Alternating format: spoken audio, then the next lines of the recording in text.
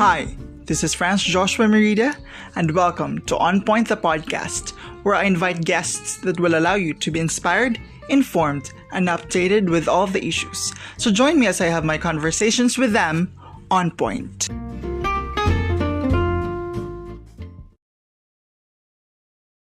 Welcome na naman po dito sa isang episode ng On Point the Podcast. And for this episode, we have a returning guest.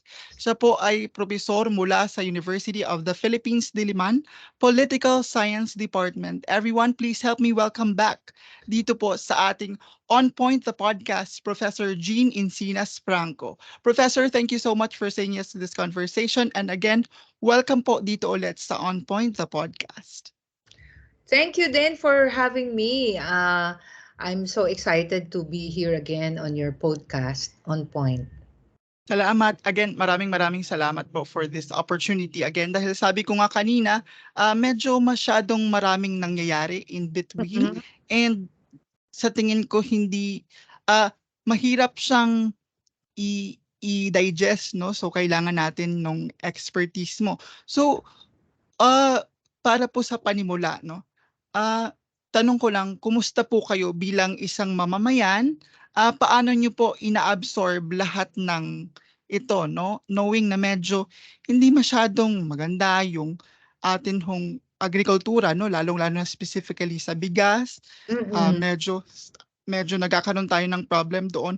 And then, mismo po doon sa mga budget, no? Sa confidential funds, medyo hindi din magandang nangyayari. And then on the side, nakikita natin na medyo nagkakaroon ho ng friction yung ating mga officials, no? Paano niyo ho ina-absorb lahat-lahat ng lahat-lahat ng ito?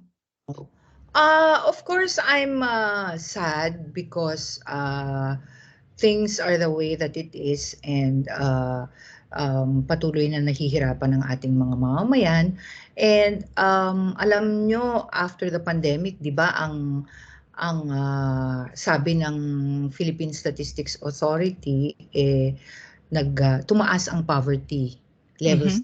So, kung ganito ng ganito, mataas ang inflation, ang tingin ko baka tumaas ulit. And we don't want that to happen. So, sana ma-address as soon as possible itong mga problema na to, no? At of course, ang politika andyan parate, no? Especially magkakaroon ng barangay elections, magkakaroon ng in 2025, meron na namang midterm elections. And ang mga politiko, kinakalculate nila syempre yung kanilang future at tinitingnan nila kung ano yung mga alliances that will work for them in the 2025 election. So, alam mo, hindi naman masama ang politika, hindi naman masama ang mamulitika dahil ang politika ay paraan para ma-distribute yung resources, no? Hindi naman kailangang lahat magkakasundo, pero sana ang hindi pagkakasundo ay dahil sa ideya, no? Kung paano palalakasin ang ekonomiya, kung paano mapapabuti ang buhay ng mga mamamayan. Ngunit syempre nakakalungkot na may mga insidente nga na halimbawa yung confidential funds, tapos batuhan ng kung ano-ano. Syempre hindi nakakaganda yon at natu-turn off ang mga tao dahil alam nila may mga urgent problems to be resolved. So yun ang aking opinion tungkol sa mga bagay-bagay. Speaking dito sa 2025 midterm election, alam ko it's like a year and a half no before. I mean, the filing of candidacy is on October 2024 for the 2025 senatorial election. Tanong ko lang no kung kasi lumabas na yung pangalan ni then Secretary Mar Rojas. He was parang nag-soft launch siya doon sa pamimigay ng bigas ata.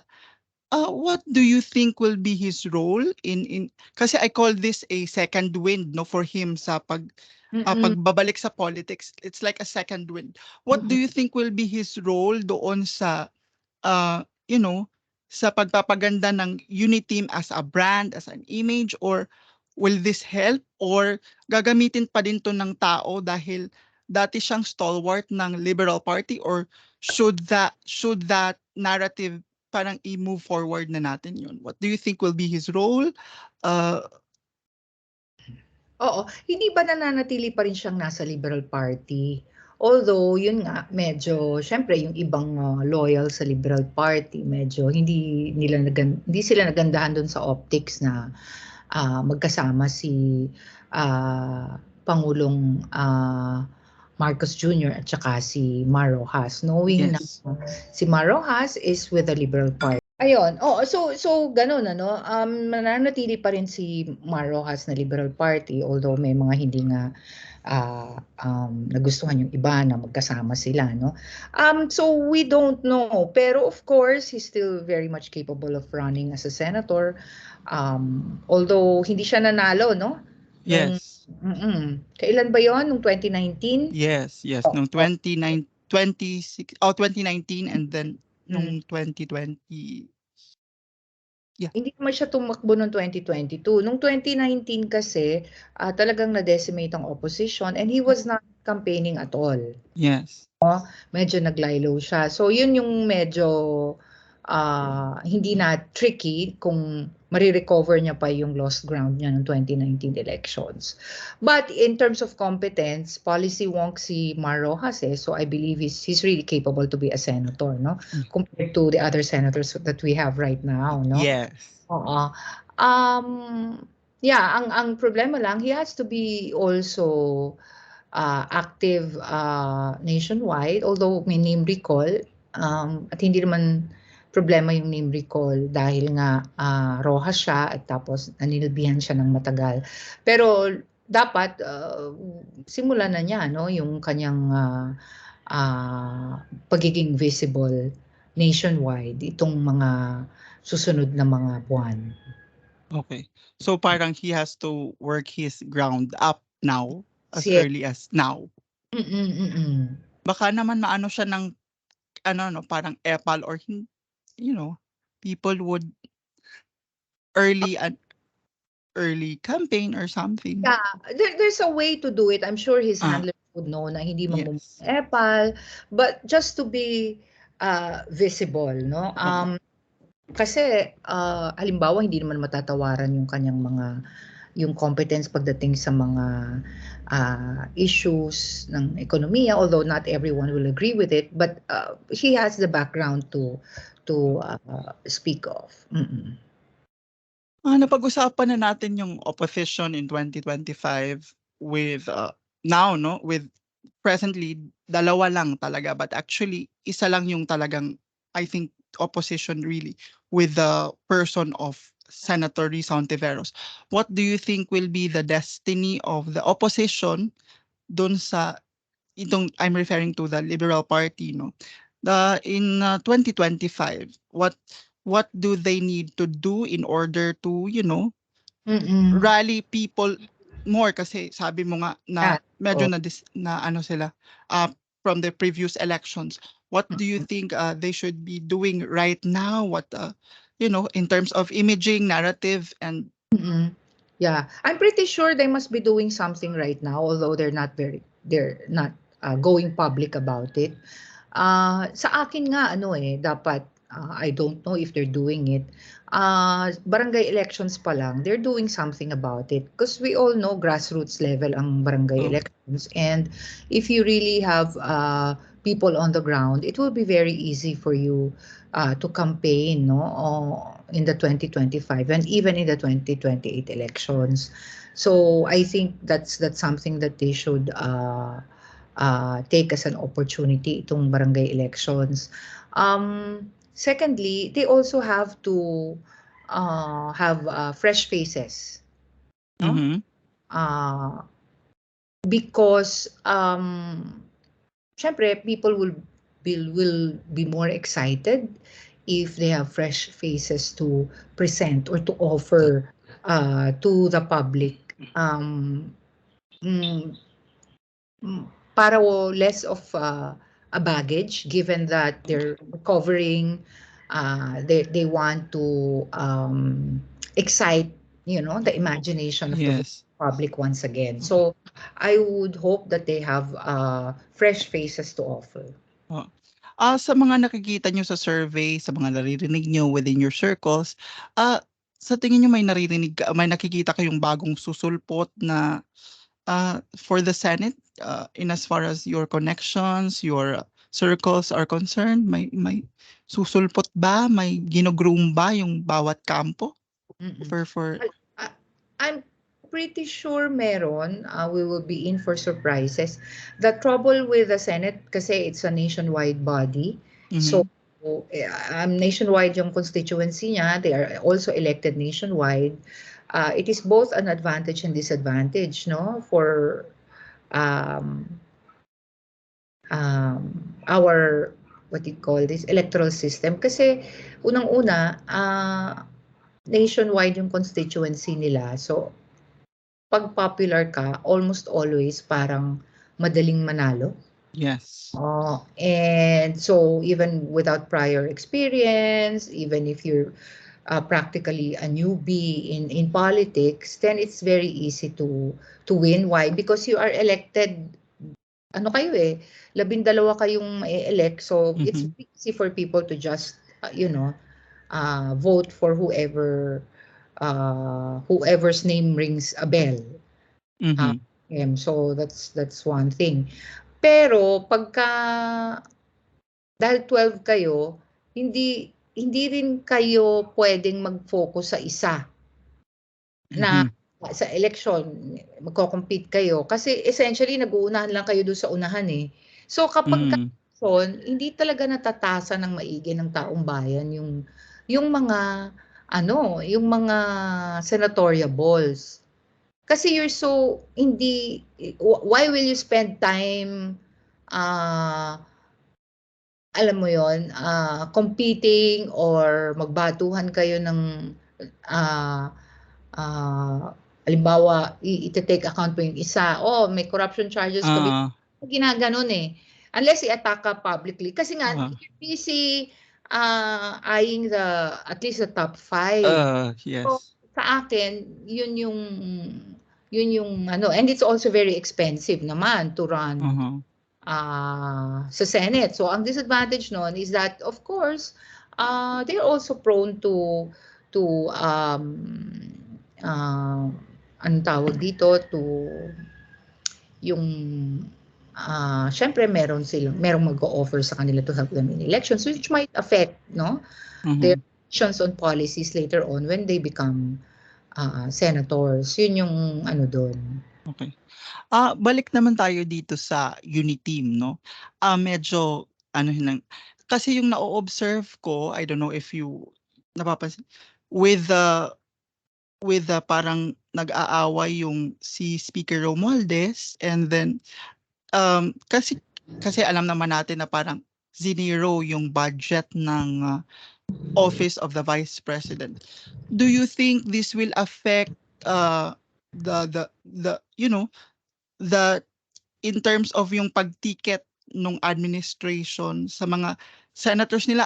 What I mean to say is that hindi ba magkaka-conflict si Sara na magkakaroon siya ng sarili niyang ticket knowing na may ano siya, she can forge her numbers also, and then si Bongbong Marcos ay magkakaroon din ng separate ticket knowing that nagkakaroon sila ng, away, or Mm. what's your take on this, na hindi ba sila magse-separate ticket? What will be the value of this awayan 'no, kung magpapatuloy doon sa 2025 senatorial election? Dahil alam naman natin, the kumbaga yung, kapangyarihan ng presidente ay kailangan pa din para to consolidate votes 'no, kahit papaano sa Mm, mm. Um, right now, mhm, mukhang popular si Sara, 'di ba? mhm, Compared to the president, Sara also got a higher number of votes compared to the president. So when it comes to um, what do you call this, fielding the Senate slate in the 2025 elections, um, of course, Sarah can really get a slate that will be helpful for her if she plans to run in the 2028 elections. So that's something that we have to see. I don't know whether they will have a unified team, Yes. yung president and vice president. Ang maganda naman kasi 12 yan eh. So Mhm. ang problema kasi it's not easy to fill out the 12 slates. I don't know no kung ganun karami yung tatakbo. So the more likely rin na baka mag-ano sila, unify pa rin, no? Yes. Unified ticket pa rin. Mhm. But I'm not so sure about it. Ang ano ko kasi parang ang hirap i-fill out ng 12 eh.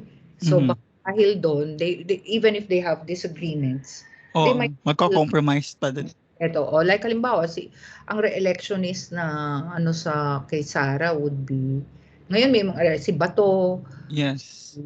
Si Tolit Bongo, Go.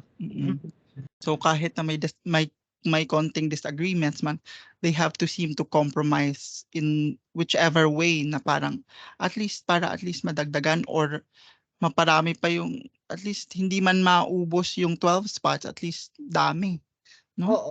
Yun, On the for part the of sake, on the part of the president, it will also give the image that the team is still very strong. mhm. Mm-mm. Kasi ano eh, 'di ba yun nga, nag-away sila dahil zinero in ng House yung confidential fund ng Office of the Vice President. Mm. You know, what anong basa mo dito? Does this have the blessing of the president? Kasi sinasabi nila hindi daw ito personal, parang rini-align lang talaga. What's your take on this? Isang bagay siguro gusto ring makinig ng legislators doon sa clamor ng mga tao kasi Mhm. kitang-kita mo yung ano no, at least on social media, we don't really know. We need to look at the next surveys, no? If it has Okay. Sara Duterte's approval ratings, pero very negative ang tingin ng tao dun sa confidential funds. Tapos kinumpare nga what the real security sector is receiving. Yes. And so that gave the House the impetus to ano no to take out the confidential funds of the Office of the Vice President.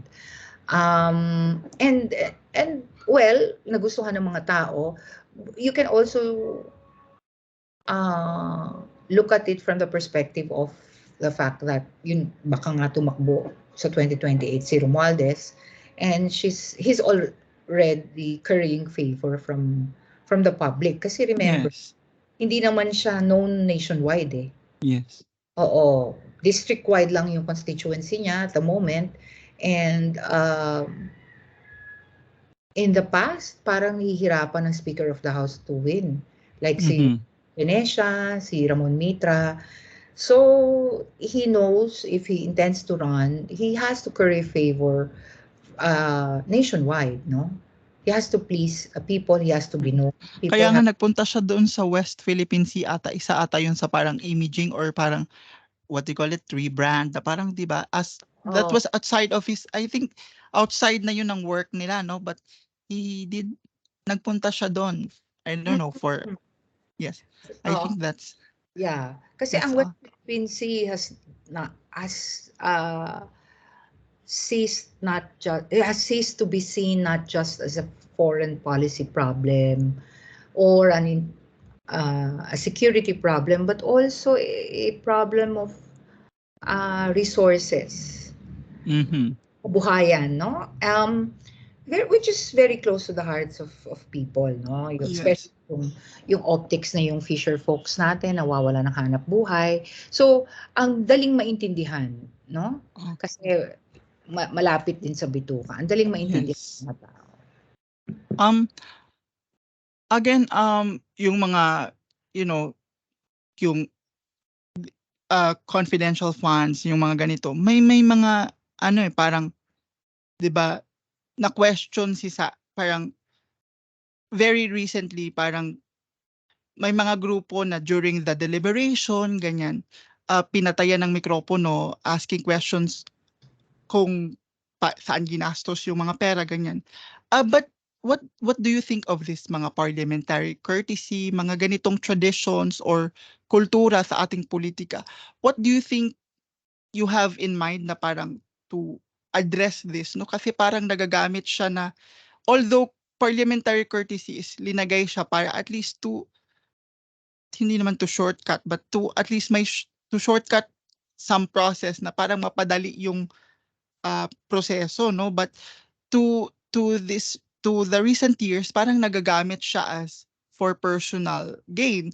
Ano sa tingin nyo about this courtesy, lalong-lalo na yung mga parliamentary courtesy, and then may nabalita pa na parang may parang dumaan si VP Sara sa isang lugar sa Quezon City, and then na-stop yung kanyang car dahil po siya VIP. Anong sa tingin niyo na maaari nating gawin, no, to parang Parliamentary courtesy kasi, actually hindi, sa akin hindi maganda yun kasi,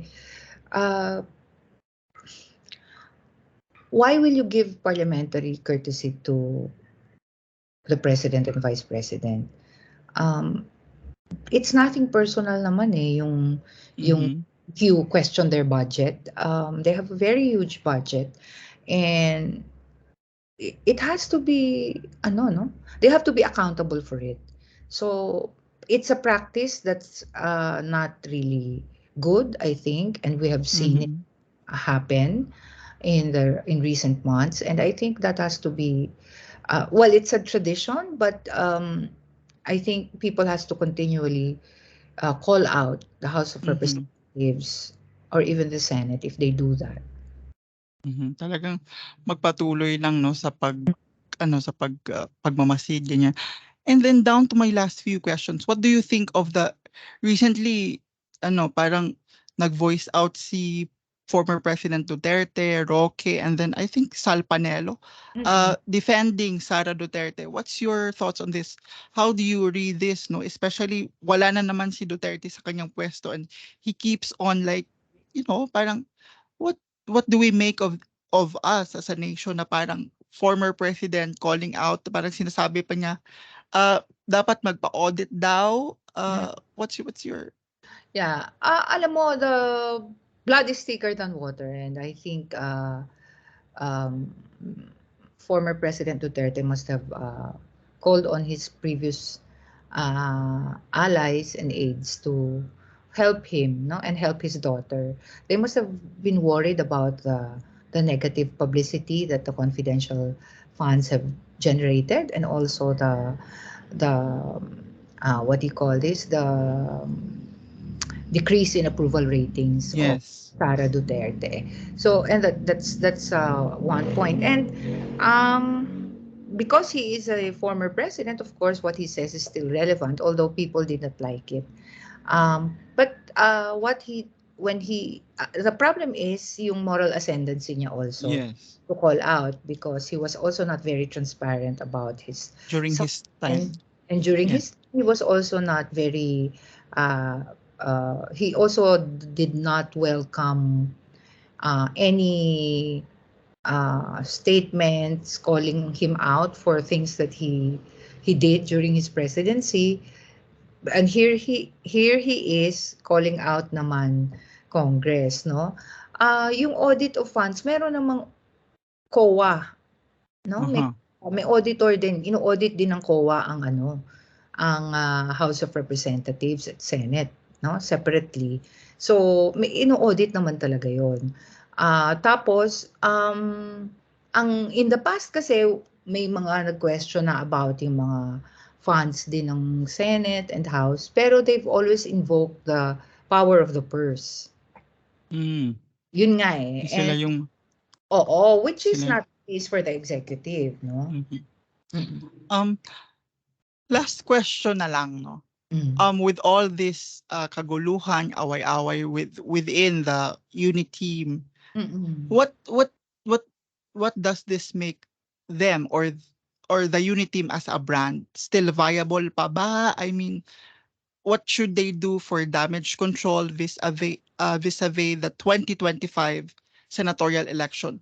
Will this have an impact, or, in Mm. terms of their senatorial candidates in the future? I mean, what's your Mm. take on this kung magpapatuloy pa yung Ah, mga ganitong away, no? yeah, itong mga away, I already expected this kasi usually yung coalitions naman, no, in post-EDSA politics, they're just there to help the president win. And then after that, Mhm. magdi-disintegrate na. Tapos dahil separate tickets yung president and vice president, so nandun yung structural means by which, they're not really together, whether ideologically or what, no? So, it remains to be seen. Tingnan natin yung mga surveys, to what extent Okay. are they going to be affected by this. So, let's wait and see. It's interesting kasi ang bilis nung pag-unravel nung whether talagang unified yung ticket or not. Mhm. Mhm. With that, maraming salamat for your time, Professor Jean Encinas Franco. Again, sana may susunod pa, no? Sana So, patuloy tayong time. makapag-usap patungkol sa politika. Maraming salamat.